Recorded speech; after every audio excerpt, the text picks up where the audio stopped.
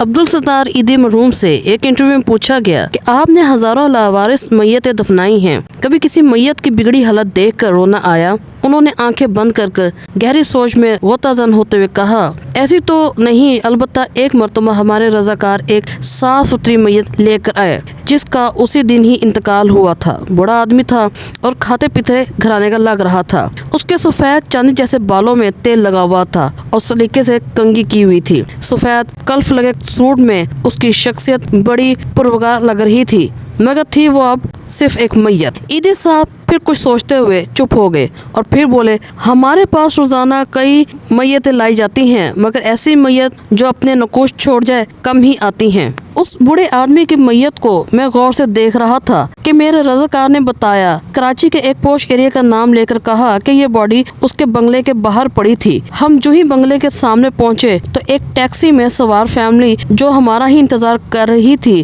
اس میں سے ایک نوجوان برآمد ہوا اور جلد بازی کا مظاہرہ کرتے ہوئے ایک لفافہ ہمیں تھماتے ہوئے بولا، یہ تدفین کے اخراجات ہیں، یہ میرے والد ہیں، ان کا خیال رکھنا، اچھی طرح غسل دے کر تدفین کر دینا۔ عیدی صاحب بولے، اس میت کے متعلق جان کر مجھے دکھ ہوا اور میں ایک بار پھر اس بدقسمت شخص کی جانب دیکھنے لگا۔ ایسا لگا جیسے وہ بازو اٹھائے مجھے درخواست کر رہا ہو کہ عیدی صاحب، ساری لاوارث میت کے وارث آپ ہوتے ہیں، مجھ بدقسمت کے وارث بھی آپ بن جائیں۔ میں نے فوراً فیصلہ کیا، اس میت کو غسل بھی میں دوں گا اور تدفین بھی میں خود کروں گا۔ پھر جو ہی غسل دینے لگا، اس کے اجلے جسم کو دیکھ کر میں سوچ میں پڑ گیا، جو شخص اپنی زندگی میں اس قدر معتبر حساس ہے، اس نے اپنی اولاد کی پرورش میں کیا ناز و نام نہ اٹھائے ہوں گے، مگر بیٹے کے پاس تدفین کا وقت بھی نہ تھا۔ باپ کو قبر میں اتارنے سے زیادہ اس کو فلائٹ نکل جانے کی فکر تھی، اور یوں اس میت کو غسل دیتے ہوئے میرے آنکھوں سے آنسو چھلک پڑے۔ پھر عیدی صاحب نے اپنے کندھے پر رکھے کپڑے سے آنسو پوंچھتے ہوئے بولے، اس دن میں انسانیت کی ڈوبتی نیا پر